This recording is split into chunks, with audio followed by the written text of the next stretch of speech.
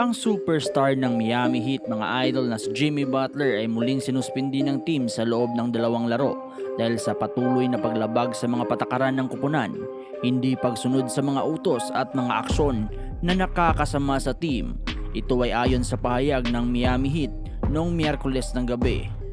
Ayon sa ulat mga idol, hindi nakasama si Butler sa flight ng koponan patungo sa Milwaukee para sa laban nila laban sa Bucks noong Huwebes. Nagkaroon siya ng plano na sumunod sa team sa gabi ng Miyerkules pero pinili ng Miami na isuspindi siya para sa kanilang 2 laro sa kalsada, kabilang na ang laban nila sa Brooklyn Nets noong Sabado.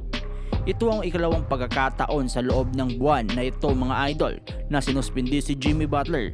At ito na ang pinakabago sa isang linggong issue tungkol sa kanyang hinaharap sa Miami Heat. Ang unang suspensyon ay nagtagal ng 7 laro dahil sa maraming insidente ng hindi tamang asal ni Jimmy Butler.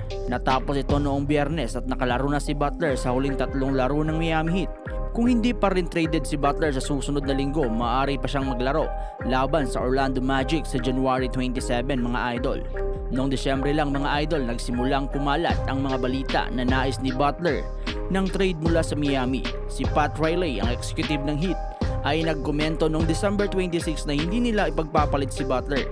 Ngunit sa mga pahayag ni Butler noong unang bahagi ng Enero, sinabi niyang wala siyang interes na maging bahagi pa ng Miami Heat.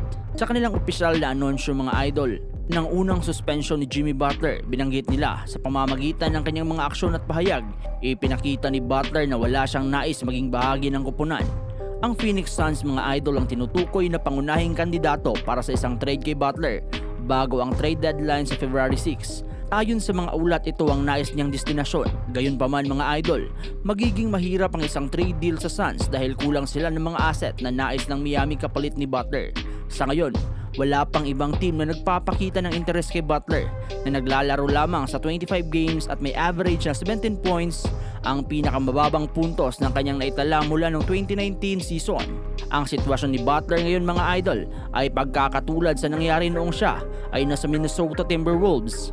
Dati siyang nag-request ng trade mula sa Minnesota patungong Philadelphia kung saan gumawa siya ng mga headlines sa pamamagitan ng paghila sa mga third string players ng Timberwolves upang talunin ng mga starters sa practice.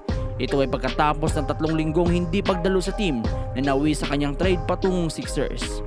Bagamat hindi ganun kalaki ang eksena ni Butler ngayon sa Heat tulad ng nangyari sa Minnesota, sapat na ito upang magdulot ng abala sa Miami. Maaaring ang kanyang suspensyon na isang taktika upang mapilitan ng Miami Heat na magpatuloy ng mabilis na trade, ngunit wala namang dahilan para madaliin ng Miami ito. Patuloy na ipinaglalaban ng Miami Heat na nais nila ng mga manlalaro na makakatulong sa koponan ngayon at dahil sa kanilang kasaysayan, hindi sila magpapadala sa pressure na ginagawa ni Jimmy Butler.